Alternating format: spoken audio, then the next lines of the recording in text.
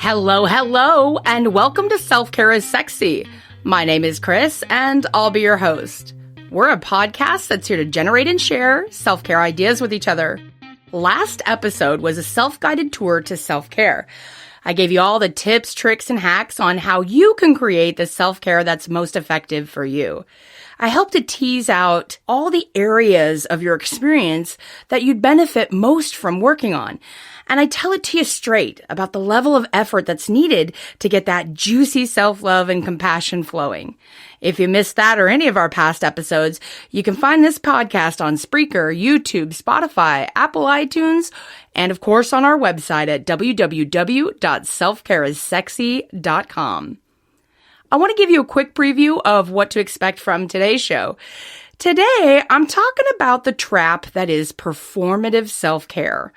I break down the stark differences between performative self-care and actual self-care, and I'll be running through why it's such a bad habit to get into, what we can do to avoid it, and there's even some tips on self-care that is anything but performative. We're getting to all that after a quick break. All right, thanks so much for joining me. Welcome back. Now, if you're new to this show and you just somehow stumbled onto the podcast, I just want to say how absolutely grateful I am that you've found the show and you're tuning in. If you're a returning listener, I want to say thank you so much for being a part of this show and this community. Even if you've not been interviewed on the show yet, or if you've never even interacted with me, I still want you to know that you are absolutely part of this deal. And if you're ready to dive in and get on here and talk about your own self-care, what are you freaking waiting for? We want to hear from you. So please email me. It's Chris, K-R-I-S, at selfcareissexy.com. Now, in case you haven't been tuning in and riding along, just real quick, this podcast is based out of Portland, Oregon. And it started out as a Facebook group where me and some of my friends would just share about what we were doing for self-care and about the struggles and whatnot. And one of the members of the group, Sarah, this incredible graphic design artist, was in her senior year at Portland State University, and she had to create, as a part of her senior portfolio, a media design campaign. And she came up with this idea to do a podcast and a website all centered around self-care. And she reached out to me because I was really active on this Facebook group page, and she liked some of my shares in the group and said that she thought I had a good radio voice. So we met up a few times, and this Self-Care is Sexy podcast was born. And I'm glad you found us, and you're welcome here. And I want to explain why I'm sharing all this with you today. First of all, I really think it's important, especially nowadays, that you know at least a little bit about who or where you're getting your content from. And we're going to talk about this quite a bit today, but the self-care genre is filled with a lot of influencers pushing products and these completely unrealistic morning self-care routines where so much of it is staged. So I want you to get to know me a little bit, who I am, what I'm about, how we got our start, and all of that. And I'm telling this origin story today also because, number two, I want to encourage anyone out there who's maybe sitting on a creative project or idea and isn't feeling 100% confident about putting it out there into the world. I want to share my experience with you that it is totally possible to put yourself out there. And no, it hasn't all been done before. There is no one out there doing whatever it is that you can do because there isn't another you out there. So if you're on the edge of writing a book or starting a garden or getting into Zumba or wanting to move to LA to become an actor, whatever it is, there's always room for you to create your thing. And a big part of self-care isn't what face cream you use or how much water you drink, although both of those are, important self-care. But what's more important is that you've got your own back and that you move throughout this world as your authentic self and share with the rest of the world the cool ideas and projects that you've got holed up from fear and rejection. Just take action.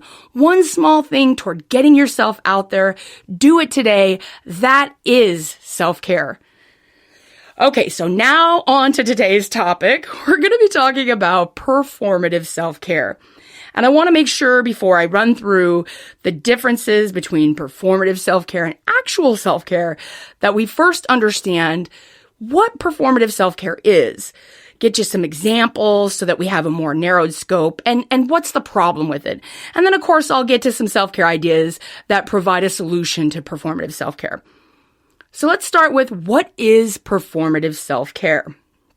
Well, in general, when I'm going to be using this term today, what I'm talking about is that performative self-care is the acts of self-care that we do that are inauthentic to our care, but because they're trending and they look like good self-care to the outside world, we go ahead and do them. That's in general what I'm talking about. And so, number 2, performative self-care at its core always has one aim, one goal in mind.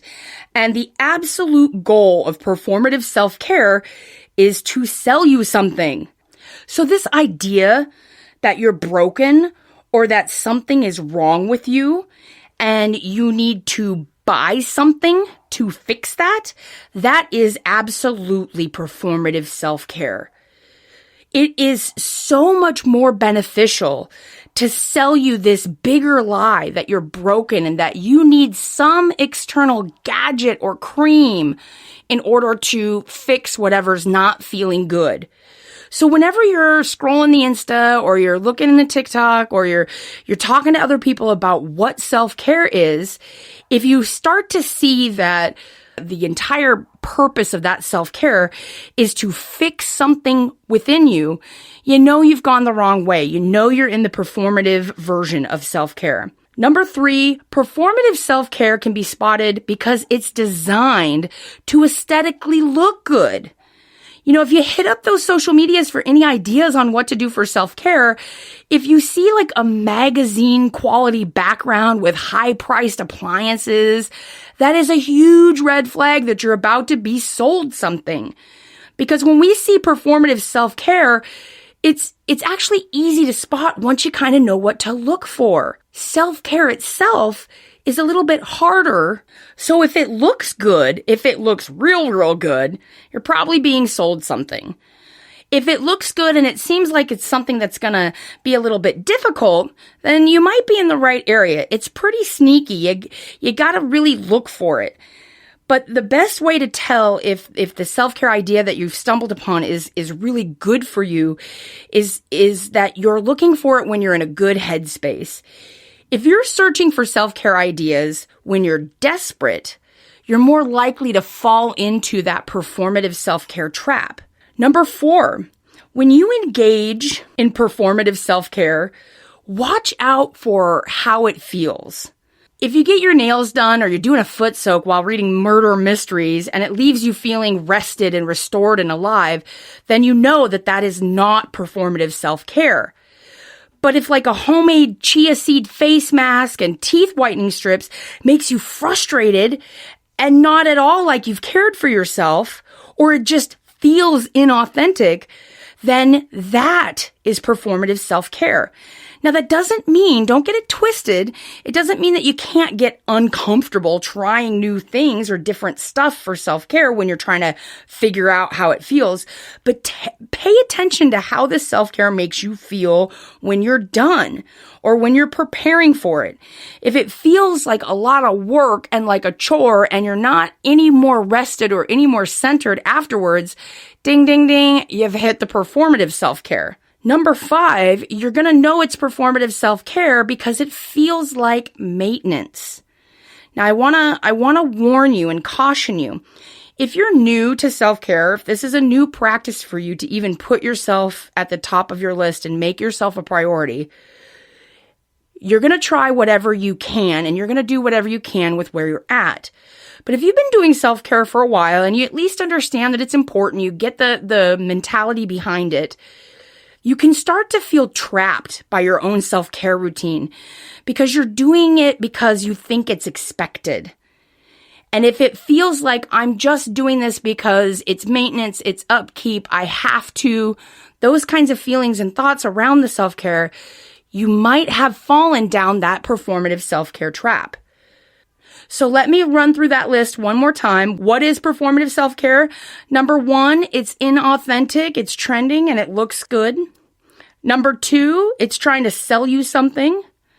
Number 3, it's designed to aesthetically look good, be pleasing, and appeal to your desperation. Number 4, it feels inauthentic. It doesn't leave you feeling any more relaxed. Number 5, it starts to feel like maintenance or routine or rote. All right, so now that we have a pretty good foundation of what performative self-care is, I want to really illustrate this to you by giving you some examples. So number 1, the biggest example of performative self-care is buying yourself stuff. Replacing self-care with just buying yourself stuff will not solve the problem, which is a lack of actual self-love, actual self-compassion. New stuff is not the solution to what you're looking for.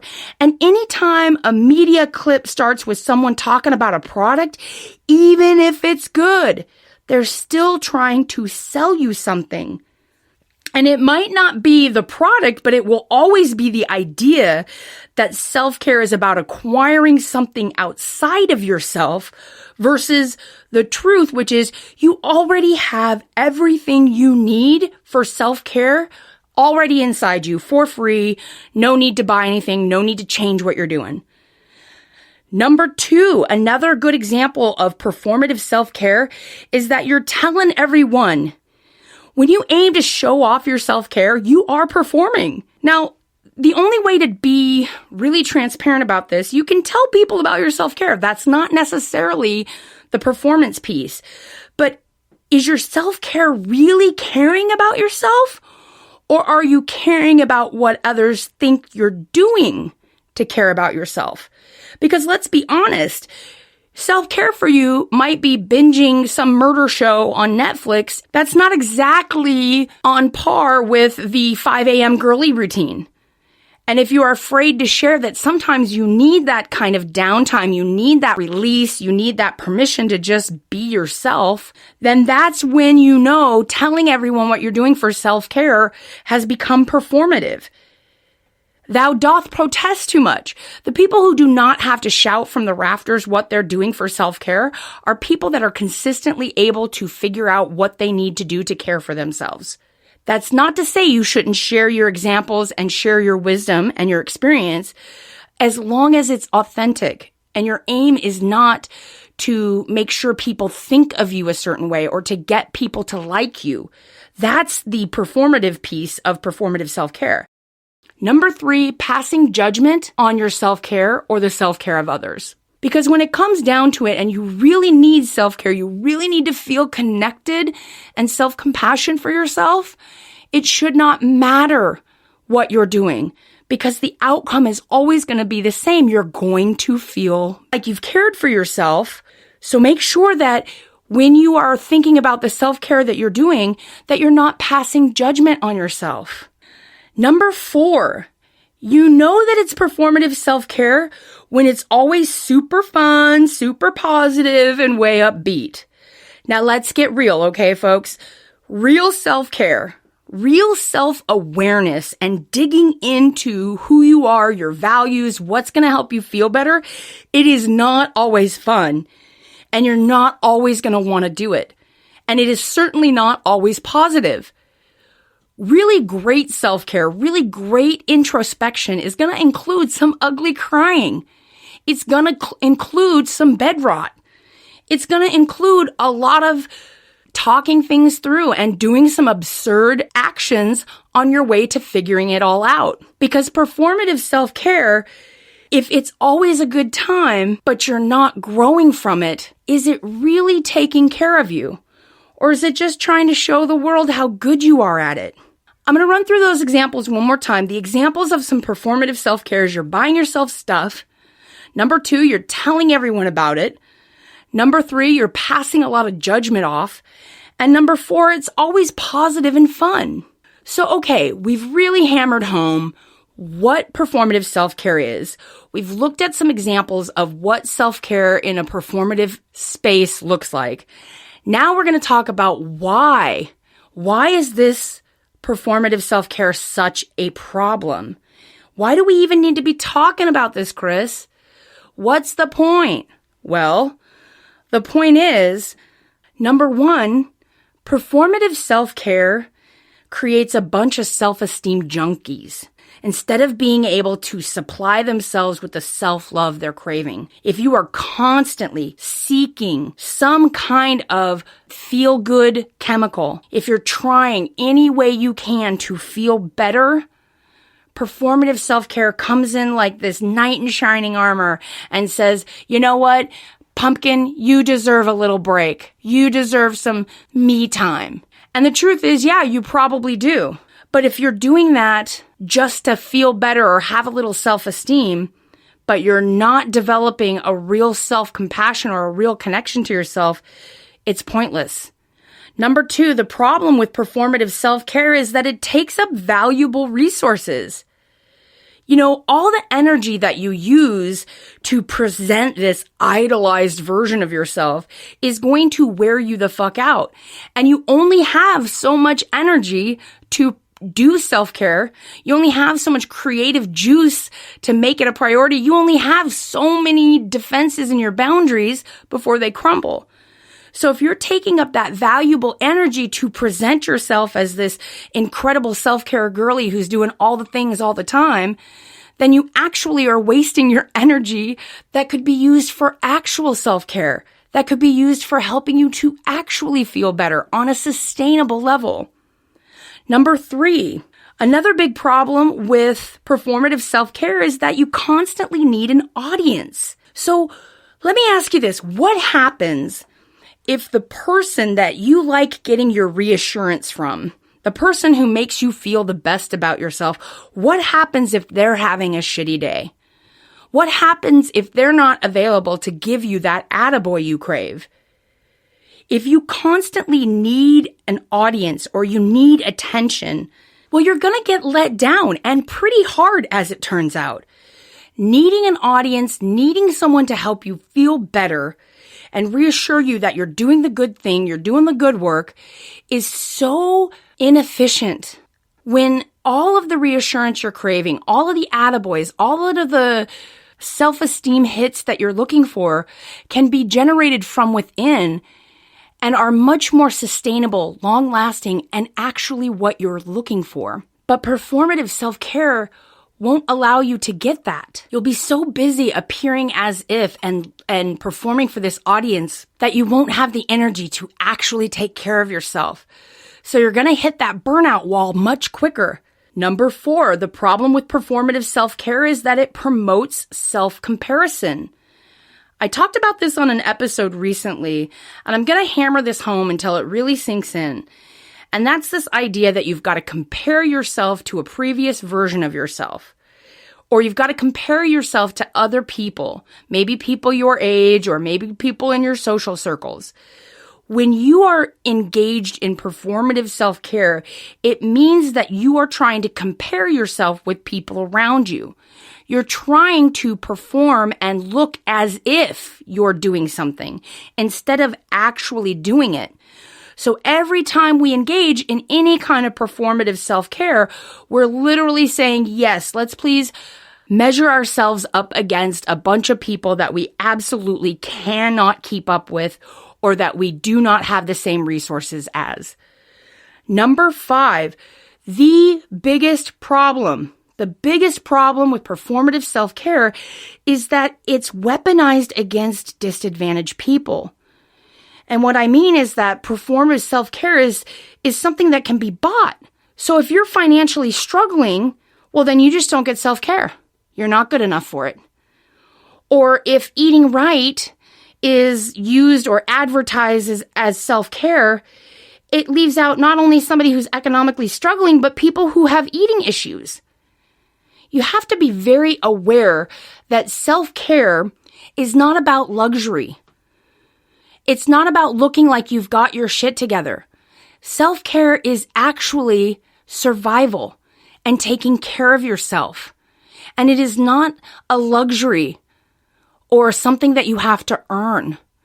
But the performative self-care world would have you believe that you've got to buy something, that somebody knows better than you what to do, that if you can't achieve these options, there's something wrong with you or you're less than. And the truth is, the reality is that self-care, really taking care of yourself has nothing to do with the shit that you buy or how early you get up. It has to do with your mindset, your mentality, and how you move about the world. I want to run through that list one more time. Why is performative self-care a problem? Well, number one, it creates a bunch of self-esteem junkies. Number two, it takes up your valuable resources. Number three, it requires an audience. Number four, it promotes that self-comparison. And number five, the worst part about performative self-care is that it's weaponized against disadvantaged people. All right, so now we know what the problem is. We know what we're dealing with. We're grappling with this. We're taking a look at our own self-care practices and the way we promote it. Now, what's the solution? How do we get out of that trap? Well, number one, you got to get honest. You got to start by not saying you're fine when you're not. Stop appeasing everyone around you and not wanting to be a Debbie Downer. If you're down, say you're down. Look, ain't nobody got time for this fucking performative bullshit. Just say how you're really feeling. And if you're not around people that you can say how you're really feeling and what you're really going through, get new fucking people, man. Life's too short. You don't have to be around these people if they can't accept you on your down days. Number two, stop putting on a fucking show, man. Find out who you are. Really look at, think about who you're performing for. What are they getting out of it? If it is unrealistic to get up at 5 a.m. and do this incredible facial routine and then do your workout and then go to a job you love that's full of purpose and passion and then come home and walk the dog for 10 miles and cook a Martha Stewart miracle and clean the house and be all these things all the time, who exactly is benefiting from you pretending that that's your life? You're doing more harm than good when you share that unrealistic version. Now, look, don't get me wrong. We can share the good things that we're able to accomplish. We can be proud of what we're doing. But if it's inauthentic and you're doing it to show off or perform, you're going the wrong way. Which brings me to number three. How do we get out of this performative self-care trap? Well, real self-care should feel good. It should feel good to you. And how we figure out what feels good to us is that you're going to get away from a self-indulgent or a self-centeredness, and you're going to start doing the things that feel good to you, that are esteemable. You got to get outside of looking like you're feeling good and get back to actually feeling good. And sometimes it's not going to look like everybody else. So getting out of that comparison and getting out of showing off, you're going to start to feel better about yourself. And then you're going to actually start to figure out what feels good to you. And then you start doing that, because real self-care should make you feel better. Number four, get really aware and get out of the judgment. Start noticing if your self-care seems a little performative. And if it does, no worries. There's a good chance that it's trying to communicate to you that you have a need for actual self-care. If you've heard some of these examples today and you're like, fuck, I've slid down the accidental trip of performative self-care, what do I do? Well, don't beat yourself up for it. You're saturated in it. That's all that's out there. When you are desperate and looking for a solution to how do you take care of yourself? How do you make yourself a priority? How do you set boundaries? How do you deal with conflict? All those things, you get told, well, take a bubble bath and have a glass of wine. That is the messaging. So don't beat yourself up if that's always been your self-care practice, because that's what you've been told.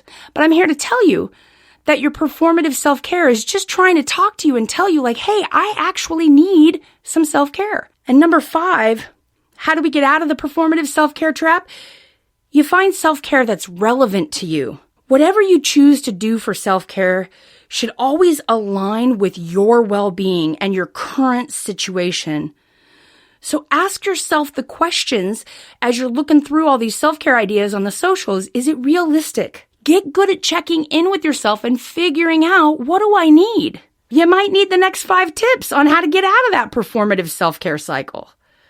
Number one, a great way to get out of that cycle, or a tip for actual self-care versus performative self-care, is do some skip care. And what I mean by that is you pick one thing that you can let go of accomplishing today and really let it go. Don't take it back once you turn off this podcast. Really, for reals, let it go. Let yourself, like a good friend to you, say, it's okay. Pick something that you said you were going to do today that you needed to get done. Take it off the list. Take it off the list. Number two, spend some time alone. Performative self-care is pointing out that you have an unfulfilled need, which might just be to shut off the fucking technology, get quiet, and be with yourself. Had it ever occurred to you that you might just want your own attention? And that when you go from thing to thing to thing to thing, and you're constantly busy, that what's really vying for your attention and your time is some time with yourself. So go do that. Spend some time alone. Get quiet. Get comfortable being alone. And if it's uncomfortable for you, well, guess what, Buttercup? You got a lot of self-care you need. Number three, you got to get real. If you're sick of performing, start to ask those really hard questions. Tell the truth and start journaling. What is it you really need? You got to really hone in on what's happening right now. Maybe check in, do the body scan, do some breath work, and figure out what it is you're really in need of. Number four, keep it simple. Look, if whatever performative self-care you've been doing, if it's been stressing you out or it feels like shit, it's not self-care. Sometimes self-care is screaming into a pillow and going to bed 10 minutes early. Sometimes self-care is a trip to Brighton Bush Hot Springs. And sometimes self-care is telling your best friend, I don't have the fucking energy to hear it today. Those are all acts of self-care. And the simplistic nature of doing what feels good to you is enough. It's good enough. The little things are good enough. And last but not least, number five, if you want actual self-care versus performative self-care, you gotta get curious. You gotta get in there and work on these things. You gotta do the trial and error. You gotta allow yourself to fail a few times. But if you're coming from this curious observer attitude, if you're coming from it at, I wonder if this will work. I wonder if this will feel better. Instead of, I wonder how everyone's going to think I look doing this.